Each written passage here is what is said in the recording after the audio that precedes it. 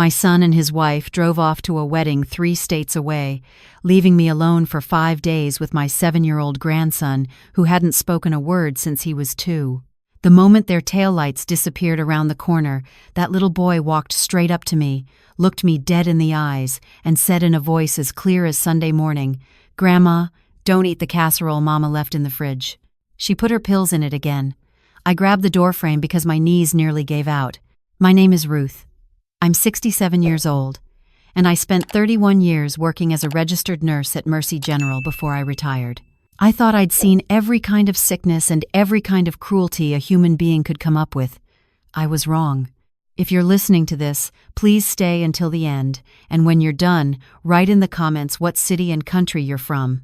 I want to see how far this story travels, because what happened in my house needs to be heard. Let me take you back to that Friday morning in November. Derek, my only child, and his wife Tanya pulled into my driveway around 9. They were headed to Tanya's cousin's wedding in Virginia, a 5-hour drive, and the plan was to leave Elijah with me. They'd done this a handful of times before, and every visit followed the same pattern. Elijah would sit wherever you put him, stare at his hands or at the television, and never once react to anything I said or did. He'd been diagnosed at 2 years old with severe developmental delay and selective mutism. The doctors said his brain simply couldn't process language the way other children's could. They said he might never speak. I loved that boy with everything in me, but loving him always hurt, because I could never reach him, or so I thought. Derek carried the suitcases to the car while Tanya stood in my kitchen going over instructions like she was briefing a surgeon. Elijah eats at exactly noon and 6. He takes his vitamin gummy at bedtime. Do not deviate from the routine or he will have a meltdown. She spoke about her own child the way you'd speak about a piece of equipment with a sensitive calibration. Then she opened my refrigerator and pointed to a large glass dish covered in foil. "I made you my chicken and rice casserole," she said with that smile of hers, the one that never quite reached her eyes. "I know you love it. There's enough for every dinner this week. Just heat it up at 350 for 20 minutes. I thanked her. Tanya had been making me that casserole for about a year and a half now, ever since she decided I wasn't eating well enough on my own. At the time, I thought it was the first genuinely kind thing she'd ever done for me. Derek hugged me on the porch. "You sure you're okay with him, Mom?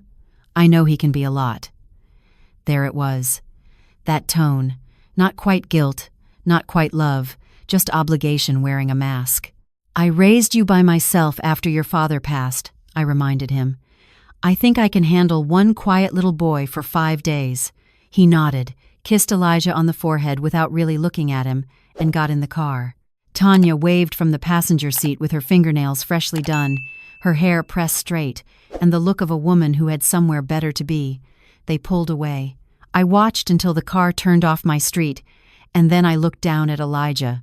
He was standing perfectly still beside me, holding his stuffed bear, the one with the missing eye that he carried everywhere.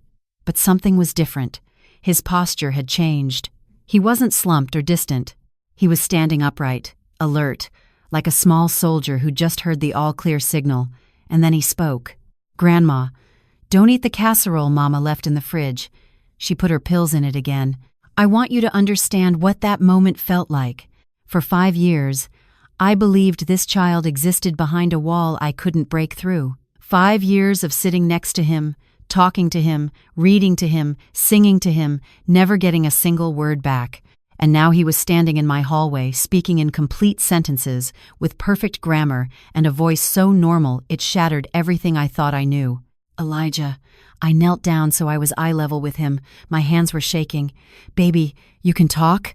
"I always could," he said quietly. "Mama told me if I ever talked in front of anyone, she would send me away to a place where they lock kids up and I'd never see you again." He said it matter-of-factly, the way children deliver the worst truths without decoration. I pulled him into my arms and held him so tight I was afraid I'd hurt him. But I couldn't let go. 5 years. 5 years this child had been living in enforced silence, carrying a secret that no 7-year-old should ever have to carry. "What do you mean she put pills in the casserole?" I asked when I finally trusted my voice again. He took my hand and led me to the kitchen. He pointed at the glass dish in the fridge. She crushes them up really small and mixes them into the rice so you can't taste it. She's been doing it a long time, Grandma. That's why you keep getting confused and sleeping so much. My blood went cold. Because he was right. For the past year and a half, maybe longer, I'd been experiencing episodes that scared me. Forgetting conversations, losing track of days, falling asleep in my chair at 2 in the afternoon and waking up at 8 at night not knowing where the time went. Once I drove to the grocery store and sat in the parking lot for 40 minutes because I couldn't remember why I was there. I went to my doctor. She ran tests. Early onset dementia, she said, consistent with your age and family history. We talked about medications, about planning for the future, about whether I could still live alone. And all that time, my daughter-in-law was seasoning my dinner with whatever she was crushing into that rice. How do you know all this? I asked him. How do you know what she puts in there? Because I watch everything, Elijah said. When people think you can't understand, they stop being careful around you. Mama does it in the kitchen at home when Daddy's not there. She takes pills from a brown bottle in her purse, crushes them with the back of a spoon, and stirs them in. I saw her do it the night before we came here. I sat at the kitchen table and made myself breathe. In through the nose, out through the mouth, the way I used to coach patients through panic at the hospital. Because what my grandson had just told me wasn't just upsetting. If it was true, it was attempted murder. Elijah, does your father know about any of this? His face changed. Something flickered behind those dark brown eyes. Pain, disappointment, something a child his age shouldn't know how to feel. Daddy knows some things, he said carefully. He knows Mama gets me extra money from the government because they think I can't talk. He signed the papers. But the pills and the food, I don't think he knows about that part. He doesn't pay attention, Grandma. He just does what Mama tells him because it's easier. I closed my eyes. That sounded exactly like my son. Derek was never strong. Even as a boy, he followed whoever spoke the loudest. After his father died, I tried to raise him with backbone, but somewhere along the way, he learned that the path of least resistance was the safest one. Tanya figured that out before I did. What else do you know, baby? He looked at me with those old soul eyes. A lot. Over the next 2 hours, sitting at my kitchen table with cups of hot chocolate I made from scratch, my 7-year-old grandson methodically laid out everything he'd observed over the past 3 years. He told me that Tanya had been collecting Social Security disability payments for him since his supposed diagnosis, over $1,000 a month for a child who was perfectly healthy and perfectly verbal. He told me that Tanya talked on the phone almost every night after Derek fell asleep, sometimes to her cousin Brenda, sometimes to a man Elijah didn't know, discussing what she called the plan. The plan, as Elijah understood it, had 3 stages. First, keep collecting disability money for him. Second, get me declared mentally incompetent so Derek could take control of my finances and my house, which was fully paid off and worth over $400,000. Third, once everything was in their names, find a facility to put me in and let nature, assisted by whatever she was feeding me, take its course. She told Brenda on the phone, Elijah said, stirring his hot chocolate with a small spoon, that old people in those places don't last long anyway, especially if nobody visits them. I felt sick. Not the dizzy, foggy, sick I'd grown used to, but a clear, sharp nausea that came from understanding exactly what was happening to me. Elijah, I need to ask you something very important, and I need you to be honest. Is there anything in this house, any proof, anything she left behind? He nodded. The casserole. She made it last night. I watched her put the pills in, and there's something else. He went quiet for a moment. In Mama's overnight bag, the black one she takes everywhere, there's a zipper pocket inside. She keeps a little notebook in it. She writes down dates and what she gives you and how you acted afterwards. My pulse spiked. A nurse's training kicked in. Physical evidence and documentation, those were the 2 things that could make this stick. Does she have the notebook with her right now? No. She was packing fast this morning and she grabbed the wrong bag. The black one is still in your guest room closet. I saw her put it there. I stood up. Show me. We went to the guest room. Elijah walked to the closet, reached behind a row of hanging coats, and pulled out a small black travel bag. Inside the inner zipper pocket, exactly where he said it would be, was a pocket-sized notebook with a floral cover. I opened it with hands that would not stop trembling. The first page read, EV Progress Notes. My initials. Below it, in Tanya's neat handwriting, was a dated log going back 19 months. March 3rd started with half dose in casserole. No noticeable change yet. March 17th complained of being tired. Blamed it on the weather. Good. April 8th. Forgot she already told me the same story twice during dinner. D didn't notice. D. That was Derek. June 22nd. Full dose now. She's sleeping through most afternoons. D talked to her about seeing a doctor. She agreed. Perfect. It went on, page after page of my slow, deliberate destruction, recorded like a science experiment, dosages, reactions, adjustments. When I got too clear-headed, she pulled back. When I seemed foggy enough, she pushed harder. Near the end of the entries, I found what turned my blood to ice. November 1st, increase to maximum, leaving E with her for 5 days while we're at the wedding. If dosage holds, should see significant decline by the time we return. D already talking about hiring a caregiver. Next step, incompetency filing. I sat on the edge of the guest bed and realized I was crying, not from sadness, from rage. This woman had been dismantling me from the inside out for 1.5 years, and I thought it was just getting old. Elijah sat next to me. He didn't say anything. He just put his small hand on my arm and waited. We're going to stop her, I said, and I meant it with every cell in my body. But we have to be smart, Elijah. Smarter than she is. I know, he said. That's why I waited until they left. That afternoon, I did 3 things. First, I took the casserole out of the refrigerator, scooped a portion into a clean mason jar, sealed it, and labeled it with the date. Then I photographed every single page of Tanya's notebook with my phone, front and back, including the cover. I put the notebook back exactly where we found it, in the same pocket, same position, same angle. If Tanya came back and checked, it would look untouched. Second, I called my doctor, Linda Harris, the same one who'd told me I was developing dementia. Linda, I said, I need you to run a full toxicology panel on my blood, not the standard one, the expanded version. I have reason to believe someone has been putting sedatives in my food. The line went quiet for 3 full seconds. Ruth, that's a very serious accusation. I know exactly how serious it is. I was a nurse for 31 years. Can you see me first thing Monday morning? I'll clear the schedule myself, she said. Third, I called my attorney, James Monroe, who had handled my late husband's estate and my own will for the past 2 decades. James, hypothetically, if someone wanted to have an elderly person declared incompetent and they were also the one causing the person's cognitive decline through undisclosed medication, what would I need to prove it? He paused. Ruth, is someone doing this to you? I'll know for certain after Monday.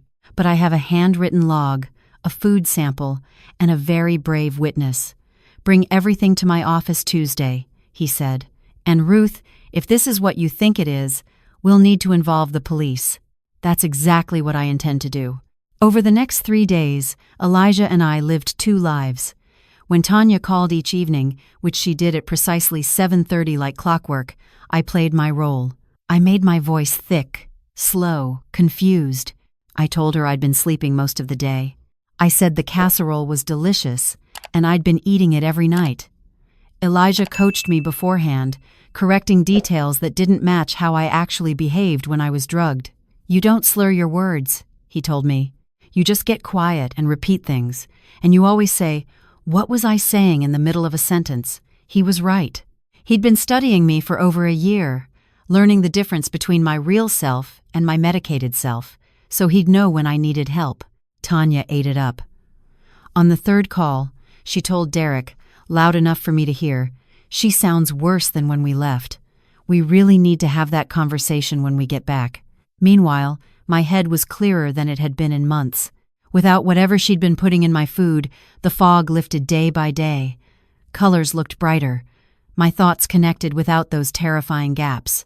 I could read a full chapter of a book without forgetting the beginning by the time I reached the end. I cried about that too, privately, after Elijah went to sleep. Because I'd grieved my own mind. I'd started saying goodbye to myself, and it had all been a lie.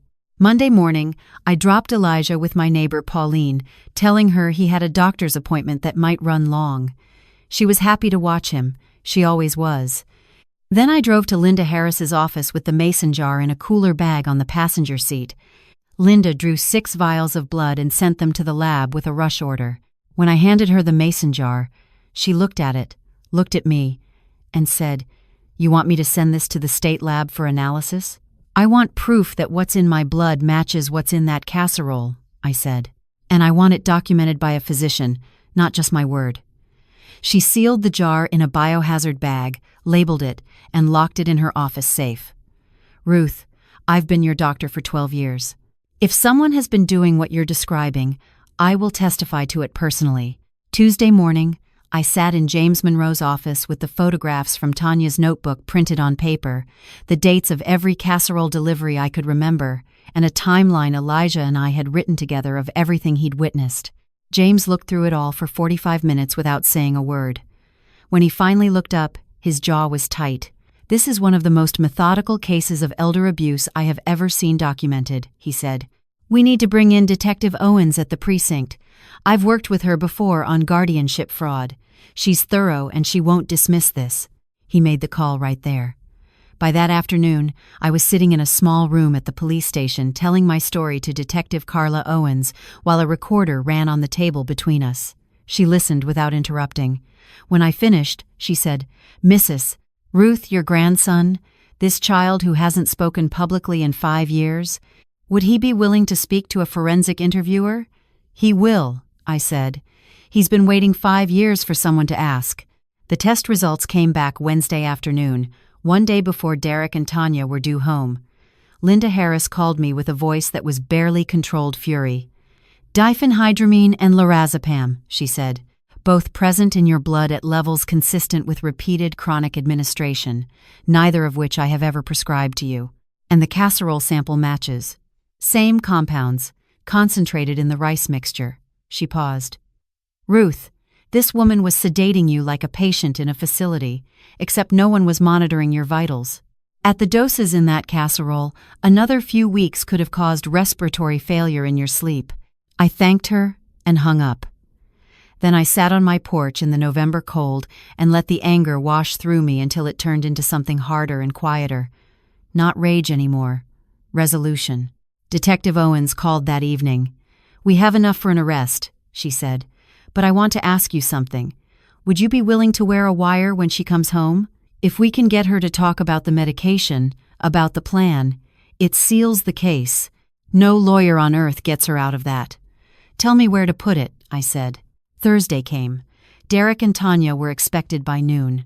At 10 in the morning, Detective Owens came to my house with a female technician who fitted me with a small recording device under my sweater. They tested it 3 times. Owens posted 2 plainclothes officers in an unmarked car across the street and 1 more around the back of the house. "We'll hear everything, in real time," she told me. "If at any point you feel unsafe, say the word enough, and we come in immediately." Elijah knew the plan. He sat on the living room floor with his bear, arranged his toys around him, and became invisible again, the silent, absent child the world expected him to be. But before he went quiet, he looked at me and whispered, "You can do this, Grandma. You're the strongest person I know." At 12:15, the car pulled into the driveway. I heard doors slam, the trunk open, luggage rolling on concrete, then Tanya's voice at the front door. "Mama Ruth, we're home!" She came in first, tan and polished, smelling like hotel lotion and hairspray. Her eyes did the thing Elijah had described to me, that quick, clinical scan. She looked at me slumped in my armchair, looked at Elijah on the floor, looked at the half-empty casserole dish I'd left on the counter as a prop, and I watched her shoulders relax. "Oh, Mama Ruth." She knelt beside my chair with that honeyed concern. "You look so tired. Did you eat okay? Did you take your rest?" "Tried to," I mumbled, keeping my eyes unfocused. "But I keep losing time, Tanya. Whole afternoon's just gone. I heated up your casserole every night like you said, but I just have no energy. That's what I was afraid of."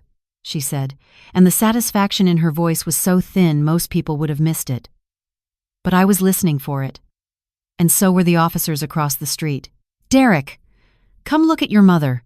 Derek walked in looking exhausted in a different way than me. He sat on the couch and rubbed his face. "Mom, how bad is it?" "Bad," Tanya answered for me. "Look at her. She can barely hold a conversation. I think it's time we talked about what we discussed." "What did you discuss?" I asked softly, playing dumb. Tanya put her hand on my knee. "We've been thinking, with your memory getting worse, it might be safer for everyone if Derek took over your finances. Your bills, your house payments, your accounts. Just until you're feeling better. And maybe we look into a nice assisted living place, somewhere with round-the-clock care." "I don't want to be a burden," I whispered. "You're not a burden," she said, and the lie was so smooth it was almost beautiful. "We just want what's best for you. And honestly, Mama Ruth, the casserole, the special meals I make for you, those are helping, right? You feel calmer when you eat them." There it was. She'd just connected herself to the food on a recording. I pushed further. "The casserole does make me sleepy, though. More than regular food. Is that normal?" She hesitated for just a fraction of a second.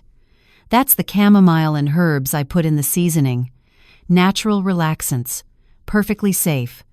I add them because your doctor said you needed to rest more." "My doctor never said that," I said, and this time I didn't mumble. I said it clearly, firmly, in my real voice. The voice I hadn't used in front of her in over a year. Tanya's smile froze. "What?" "My doctor never told you to put anything in my food, Tanya." Because I asked her. Just like I asked the state crime lab to test the casserole you left in my fridge. And just like I asked a toxicologist to explain why there's lorazepam and diphenhydramine in my blood when no one prescribed either one to me. The color drained from her face so fast it was like watching a mask fall off. "I don't know what you're talking about. You're confused." "This is exactly what I mean, Derek. She's having an episode." "I'm clearer right now than I've been in a year and a half," I said, standing up from the chair without any of the frailty I'd been performing. "Because I haven't eaten your food in 5 days. And it's amazing, Tanya, how fast dementia clears up when someone stops drugging you." "This is insane!" She stood up and stepped back. "Derek, your mother is delusional. This is what happens with her condition." Derek sat frozen on the couch, looking between us like a man watching his entire life collapse in real time. "I also found your notebook," I continued calmly, "the one in the black bag you accidentally left in my closet. E.V. Progress notes. March 3rd, started with half dose. June 22nd, full dose now. She's sleeping through most afternoons. November 1st, increased to maximum. I watched her face and recited the words I'd memorized. Should see significant decline by the time we return. Next step, incompetency filing." "You went through my things?" she hissed. And in that moment, she didn't deny it. She didn't say the notebook didn't exist. She didn't say the words weren't hers. She was angry that I'd found it, and that was all I needed. "And one more thing," I said. Elijah stood up from the floor. He set down his bear carefully, walked to the center of the room, and looked directly at his mother. "I told her everything," he said, his voice steady and clear. "I told her about the pills you crush with the spoon. I told her about the brown bottle in your purse. I told her what you say to Cousin Brenda on the phone at night when you think I'm sleeping. And I told the police, too." Tanya stared at her son as if he'd risen from the dead. You don't talk. You can't." "I can," he said. "I always could. You just made me too scared to." Derek made a sound, not a word. Just a sound, like something breaking inside his chest. "Elijah?" he whispered. "You, all this time?" "All this time, Daddy." Elijah looked at his father, and there was no anger in his eyes, only sadness. "I wanted to tell you, but Mama said she'd send me away to a place where they'd give me shots and I'd never come home. I was 5. I believed her." Derek's face crumbled. He put his hands over his mouth and bent forward like he'd been punched in the stomach. Tanya's survival instinct kicked in. She grabbed her purse from the table and headed for the door. "I'm not staying for this circus. You're all crazy, and no one will believe." She opened the front door and stopped. Detective Owens stood on my porch with her badge out and 2 officers behind her. "Mrs. Tanya Harris, Owen said calmly. "We've been listening. Please step outside." I watched them put handcuffs on her in my driveway, on the same concrete where she'd waved goodbye 5 days earlier with those perfect nails and that perfect smile. She screamed that I was senile, that the child was mentally ill, that they were all making a mistake. The neighbors came out. Pauline stood on her porch with her hand over her heart. Derek didn't move from the couch for a long time. When I finally sat down beside him, he was crying in a way I hadn't seen since he was a little boy. "I knew something was wrong," he said, his voice wrecked. "I knew. She kept pushing about your memory, about the house, about the money, and I told myself she was just being practical. I told myself she was just planning ahead." He looked at me. "Mom, I swear I didn't know about the pills." "But you knew she was collecting money for a disability Elijah doesn't have," I said quietly. "You signed those papers." He couldn't look at me. That was my answer. "I was afraid of her," he whispered. "She gets inside your head. She makes you feel like you're the crazy one if you disagree. And it was easier to just go along." I thought about what Elijah had said. Daddy does what Mama tells him because it's easier. A 7-year-old had diagnosed his father more accurately than any therapist could. "You're going to have to answer for that," I said. "Not to me. To a judge. And to your son." The trial happened 4 months later. In that courtroom, Tanya's attorney tried every angle. He said I was a confused elderly woman influenced by a mentally unstable child. He said the notebook was fabricated. He said the casserole results were contaminated. None of it held. Dr. Harris testified about the drugs in my blood. The state lab confirmed the compounds in the food matched exactly. Detective Owens played the wire recording for the jury, and you could hear Tanya's voice, calm and sweet, talking about the special ingredients in my meals while thinking she was talking to a helpless old woman. But the moment that silenced the courtroom was when the forensic psychologist who'd evaluated Elijah took the stand. She testified that Elijah's IQ tested in the top 2% for his age group, that he could read at a 5th-grade level despite never attending school, that he showed no signs of any developmental disorder whatsoever, that his only diagnosis, the one he actually needed, was complex childhood trauma from years of psychological abuse by his own mother. Tanya got 12 years. Attempted murder through systematic poisoning, elder abuse, child endangerment, and benefits fraud. The judge told her she was one of the most calculating defendants he'd encountered in 20 years on the bench. Derek received 3 years probation, mandatory therapy, and 200 hours of community service. He was not charged with the poisoning, which the evidence supported he genuinely didn't know about. But the fraud charges stuck because his signature was on every disability form. He voluntarily gave up custody of Elijah to me. He sat across from me in James Monroe's office and signed the papers with a hand that wouldn't stop shaking. "He deserves better than me right now," he said. "I have to fix myself before I can be anything to him." I didn't argue because he was right. That was 8 months ago. Elijah starts 2nd grade next fall. His tutor says he'll likely skip a grade within the year because his mind has been quietly absorbing everything around him for 7 years with nothing to do but learn. He talks constantly now. About books, about animals, about the planets, about why the neighbor's cat sits on the same fence post every morning. Sometimes I have to remind him to take a breath between sentences, and every time I do, I smile, because 5 years of silence earned him the right to fill every room with his voice. We see Dr. Patterson together every other week. She helps Elijah process the fear that still surfaces sometimes, the flinch when a door slams, the nightmares where someone tells him if he speaks, they'll take him away. She helps me too, with the guilt of not seeing it sooner, with the grief of watching my own son fail his child, with the fury that still hits me at odd moments when I remember that I genuinely believed I was losing my mind. Derek has visited 3 times. Each visit is awkward, stiff, full of long pauses. Elijah is polite to him but guarded, like a person who learned early that love and danger can live in the same house. After the last visit, when Derek's car pulled away, Elijah stood at the window and said, "He's trying, right?" "He's trying," I said. "Do you think he'll ever be strong enough?" "I don't know, baby, but that's his work to do, not yours." He nodded and went back to his book. He's reading A Wrinkle in Time right now. He says he likes it because the main character saves her family by being brave when the adults can't be. Last month, we were sitting on the porch after dinner. The sky was that deep Carolina blue that comes right before the stars show up. Elijah closed his book, looked at me, and asked, "Grandma, are we going to be okay?" I thought about it honestly. I didn't want to give him a fairy tale. He'd lived inside a lie long enough. "I think we already are okay," I said. "Not perfect, not finished, but okay. We have each other. We have people who believe us. And we both know how to speak up now." He leaned against my shoulder. "I want to be a lawyer when I grow up," he said. "The kind that helps kids who are stuck like I was." "Last month you wanted to be a veterinarian," I teased. "I can be both." He shrugged with complete seriousness. "I have time," I laughed. A real laugh, the kind that comes from somewhere deep and good. And I thought, this right here is the victory. Not the trial, not the sentencing, not the house, or the money, or the test results. The victory is a little boy on a porch at dusk, talking freely about his future because someone finally told him it was safe to use his voice.